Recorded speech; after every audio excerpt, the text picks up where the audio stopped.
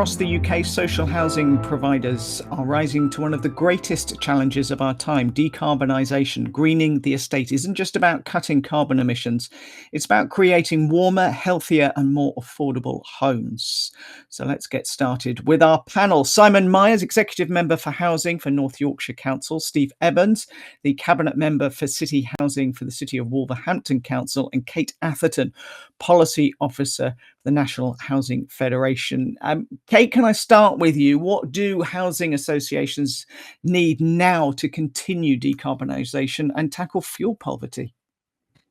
So, hi everyone. We just want to say up front that there has been a lot of positive work so far already today, and especially in relation to things like the Warm Homes Social Housing Fund and the work that has been done with that fund to make it easier to apply, make it easier to decarbonise homes using that fund. But as always, there is more that we'd like to see. I think it's a few areas for us. So first of all is the funding certainty. So capital grants are vital in enabling decarbonisation work to take place. But as we all know, planning and completing this kind of work does take time, and certainty of funding and confirmation of this well in advance does set housing associations up as well as possible to meet those decarbonisation and fuel poverty targets. And for us in the immediate term, this looks like a confirmation of the next round of the Warm Homes Social Housing Fund, the former Social Housing Decarbonisation Fund, and the energy company obligations, so getting those confirmed as soon as possible. And we're also specifically interested in funding for heat networks, given the regulatory changes in that space and the role that the government wants those to play in decarbonisation. So that's the funding certainty, and related to that is the policy certainty as well. We're seeing a lot of changes related to EPC, related to the home energy model, related to the minimum energy efficiency standards as well. So getting that confirmed, getting certainty about that and how that can be incorporated into business plans as soon as possible allows that work to continue. And then we're also interested in seeing some work on supply chain development. So we are thinking at the moment about what the supply chain, especially in terms of clean heat and solar, needs, and whether that's sufficient at the moment to be able to undertake work at the scale that is needed to decarbonise and reduce fuel poverty.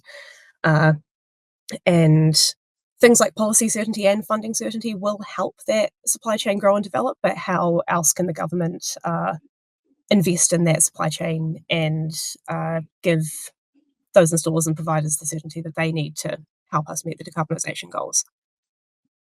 Simon, you've seen a lot of change in North Yorkshire. You've brought together 3 HRAs. How are you making sure that you stick to the retrofit work, keep that all on track? And what have been the biggest challenges that you've faced? Yeah, thanks. It's. I mean, we have a fantastic housing team. They are, they're not just doing a job, it's a vocation, because what they've had to go through as part of local government reorganisation, and then all the demands of, the new regulatory setup, we had to self-refer because what we inherited with our housing stock was virtually no data, so no condition surveys. So we've had to hit the ground running, and we've been working well with the regulator, and we're getting there. But those big challenges, bringing the teams together, bring the IT together because they're all different, then getting the information we don't have, dealing with the regulator, and then putting in bids for things like social housing decarbonisation. And hats off to the team in North Yorkshire. We made a successful bid. We've got £22 million in the new round. We are match funding that with 18 million of our own money. So our target is to retrofit 2,700 council homes between now and 2028. Now, as Kate says, there are all sorts of of issues about that. But at least in that, we know the funding's there, and we know we can get on with it. But supply chain is a really big thing, and having sufficient skilled workers is really important. But it's also a great opportunity, and so we're now part of a combined authority. We have a mayor for York and North Yorkshire, and they're very keen on upskilling our workforce. For us, it's really imperative, because one of the reasons for the affordability gap in housing in North Yorkshire is that we have a low wage economy. These are high wage jobs. They're jobs for life, if not for decades beyond any of our lives, because there's so much to be done. So it's bringing all that together. But we have a real advantage in that we have a tackle company who are a sort of property surveying design arm called Align Properties. And they've got a supply chain in place for us, both for our social housing decarbonisation and for the latest iteration of the Warm Homes Fund, which is where we're retrofitting private sector housing for our most disadvantaged residents. And so we have a £300 million supply chain in place. It may be one of the reasons we did well out of this bid, because we were audited by Salix, who sort of run these grants for the government, and came out with flying colours. So, but there are real challenges in there. And it's an awful lot of work for quite small teams, because they're doing this, but they're also trying to build new council homes for us, upgrade things to decent home standard. Yeah.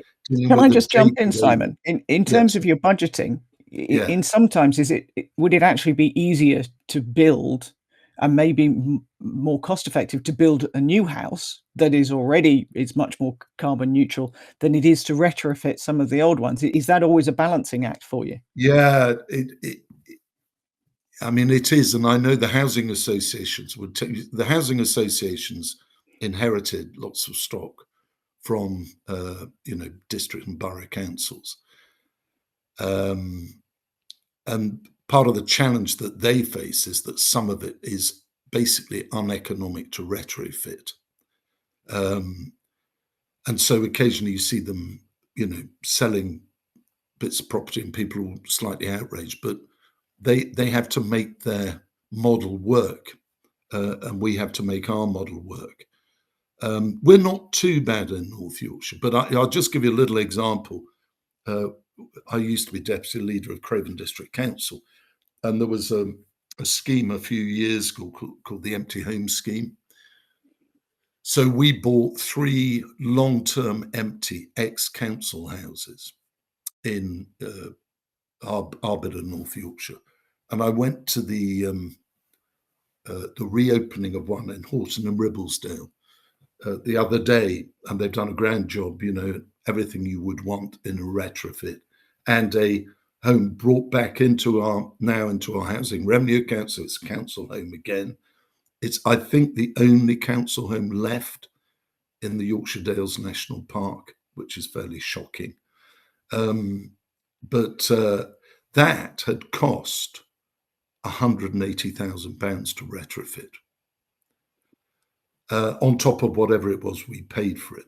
So in normal terms of the housing revenue account, that couldn't make sense for us to do. We would, you work on a 25, 30-year sort of payback plan for your housing revenue account. That really couldn't make sense in those terms. So there is Kate, a real challenge there. Yeah. Is that a big problem, Kate, that actually the cost of some of this retrofitting is just prohibitive?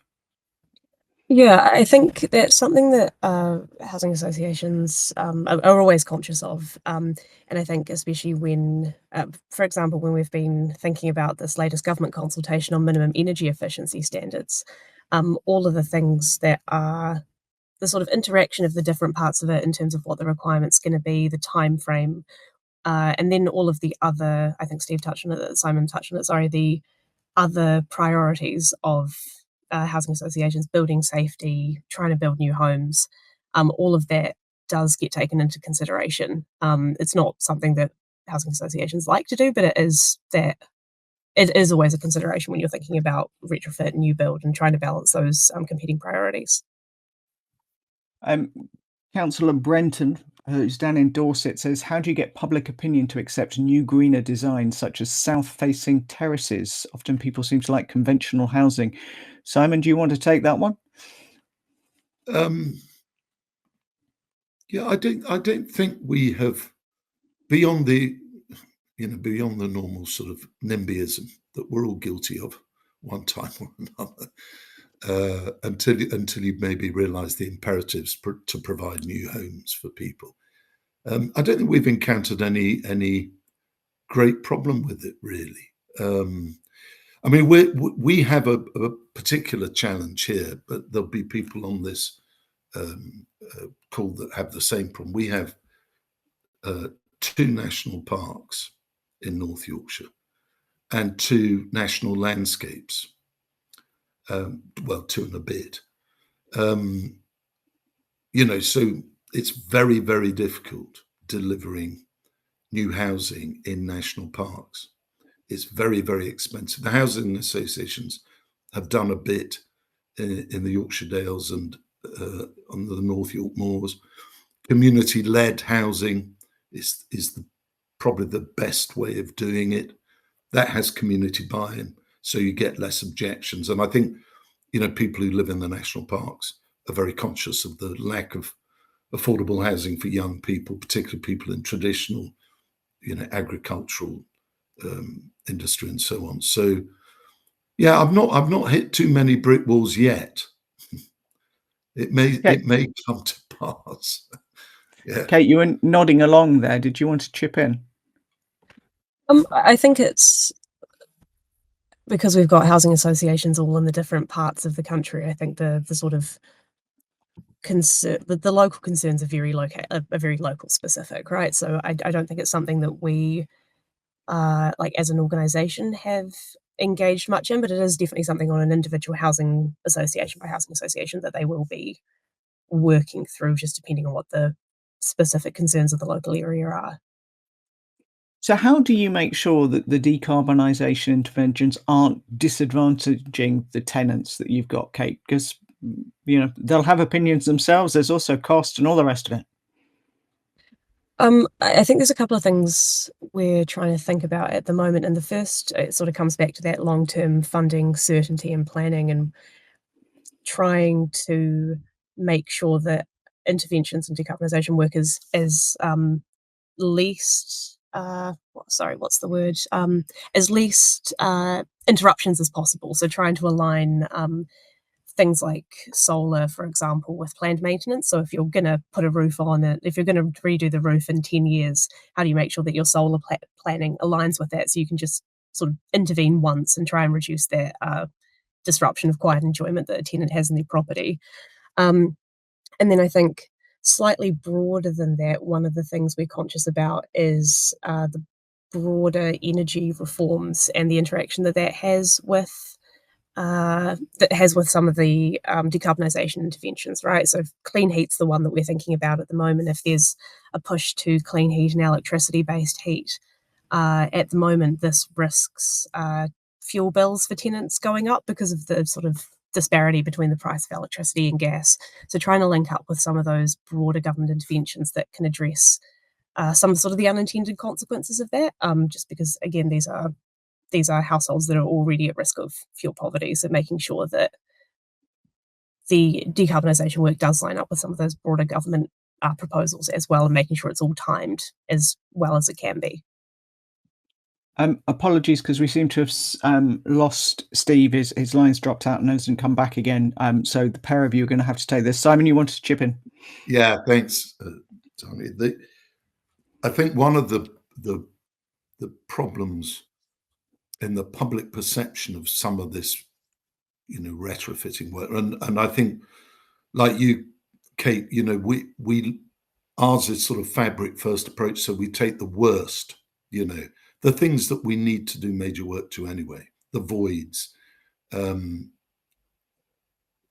we try and do it with basically when they're empty, if we're doing really major work. The difficulty in the public perception is they then see a council home empty for 3 months, for 4 months, while all that work's going on. And we've 9,000 people on housing waiting lists. So it is about trying to, deliver as quickly as possible, but to do it right. But I think Kate's touched on, fuel poverty in North Yorkshire. I think between 12 and 14% of our households would register as living in fuel poverty. And the imperative on this is that we talk about social rents or affordable rents and the difference between them, and the fact that people will say in North Yorkshire affordable rents aren't affordable. Social rents are affordable. But actually they're not affordable for some of your most vulnerable residents because their houses are so expensive to keep warm.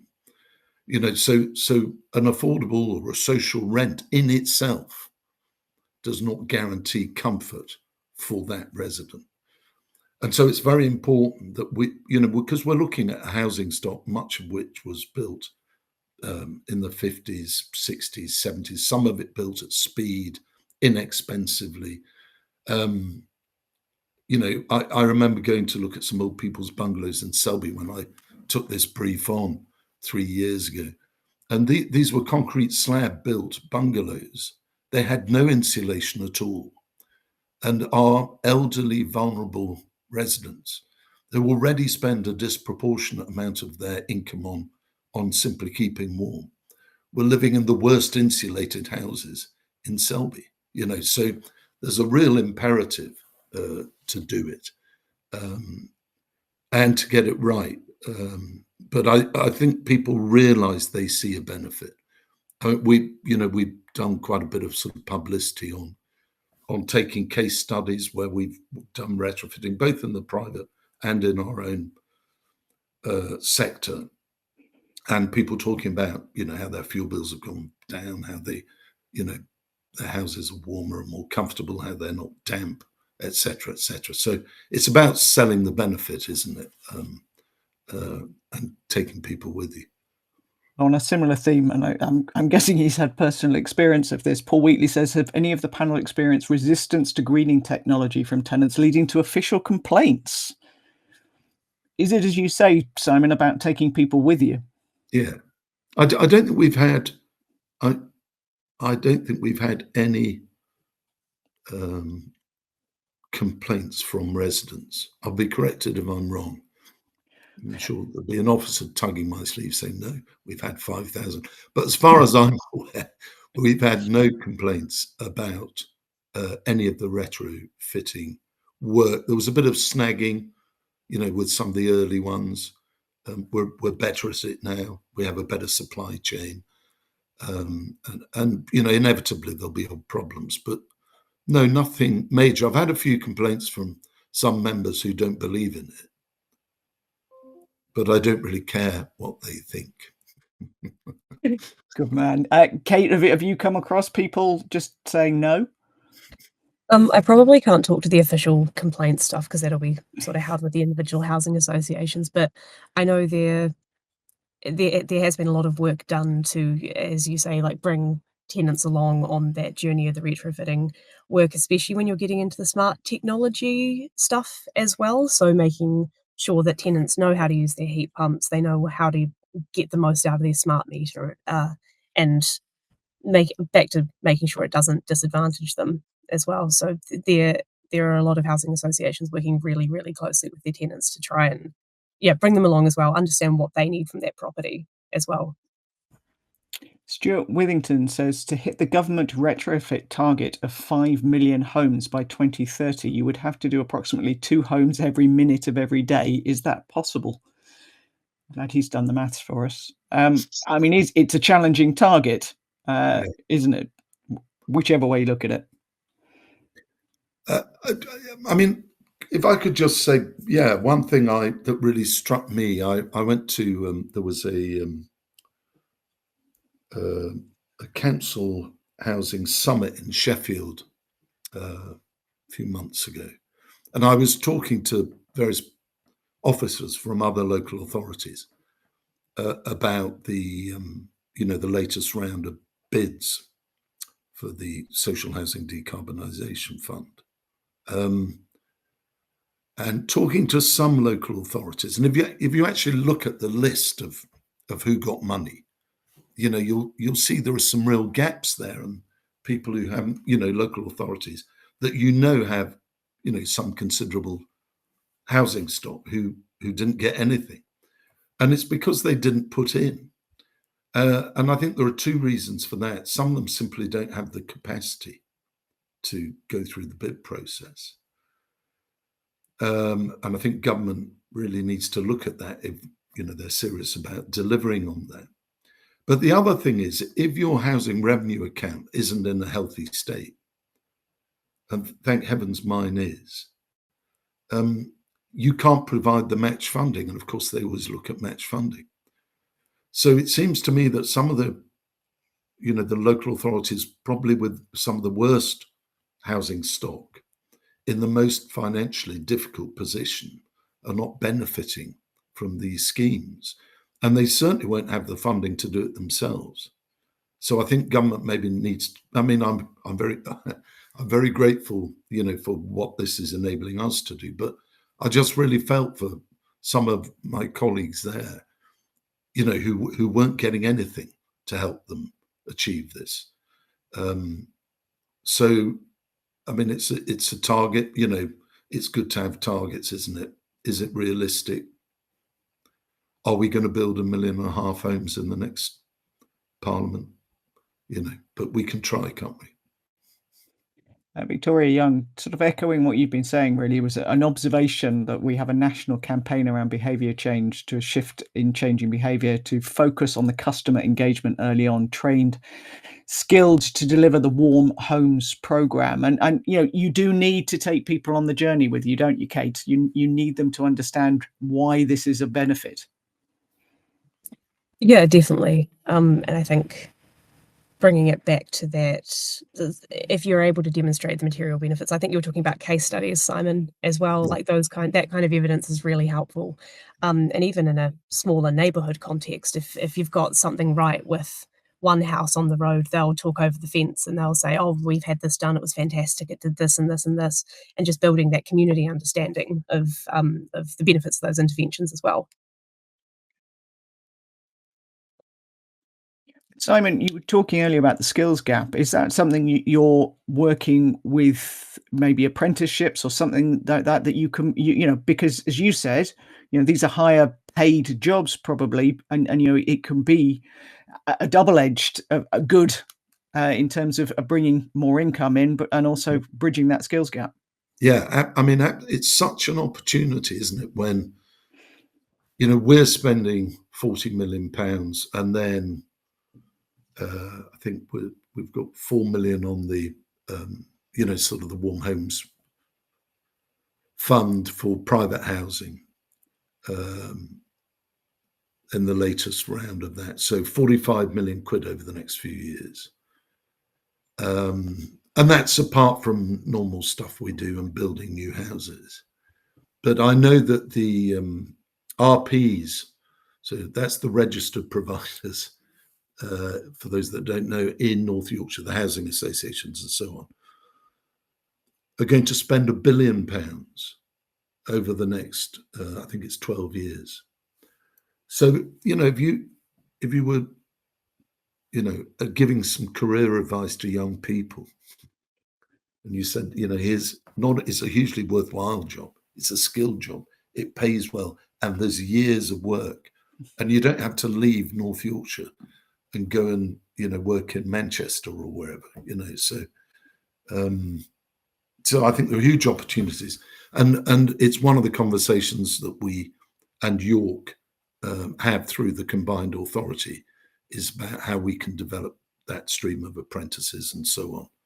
But knowing there's that pipeline of work also gives employers the assurance that they can take people on and take young people on and teach them the skills that are necessary. So, as Kate said right at the start, it's partly about having that assurance of policy and funding, and hopefully that leads to better employment prospects.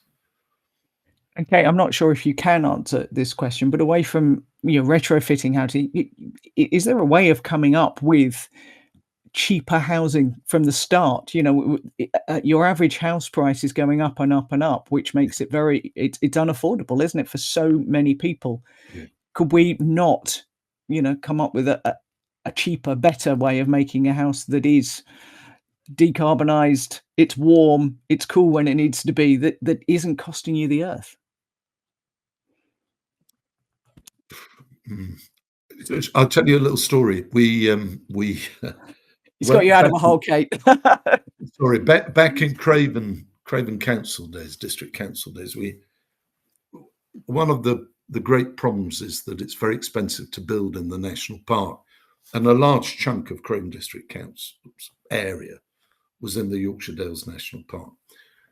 So we had a competition, a REBA competition, because we were trying to build a bit of social housing in the national park, and they had to come in at under 200 grand.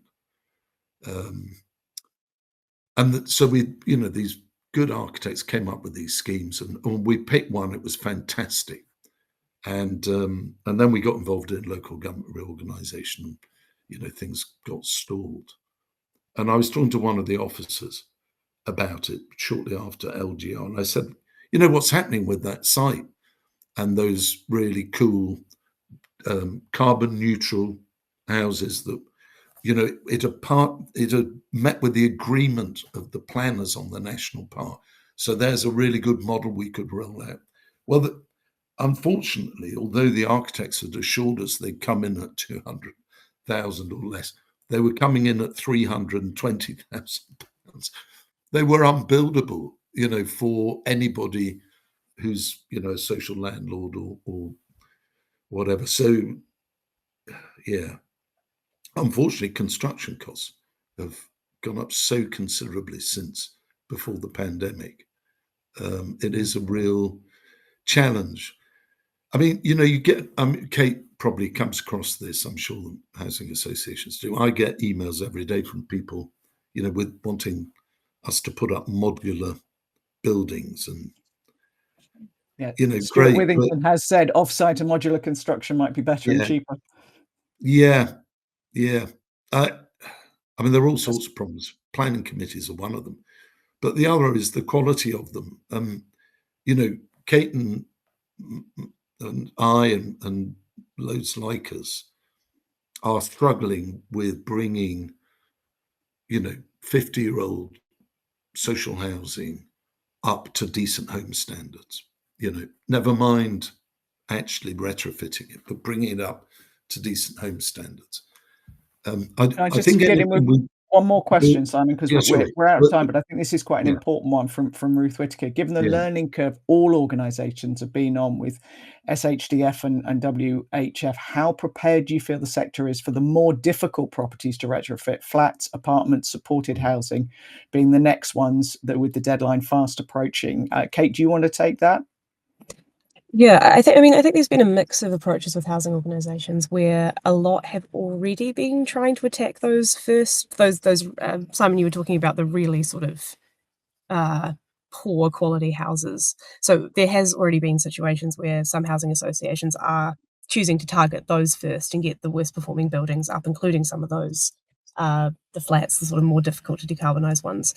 So I think there are good case studies out there and good learnings already from some of those. I think it's just thinking about how that can scale up. And very quickly, Simon. Yeah, I mean, I think the really important thing that we must all do is share experience and knowledge. That nobody's in this alone. Some things have been done really well. Some things we shouldn't be embarrassed to say we got that wrong. and that wasn't cost effective. It hasn't achieved the outcome we intended, and we've learned from it. That this knowledge should be shared from all of us who have this as a commitment, and then we must lobby the government to help us deliver these things. Particularly, as I say, I'm very conscious of those local authorities that perhaps haven't got the capacity, and I don't want to see their residents disadvantaged. So. Simon, Kate, thank you very much for holding the fort. Apologies that we lost Steve Evans from Wolverhampton Council, but thank you very much indeed, Kate and Simon.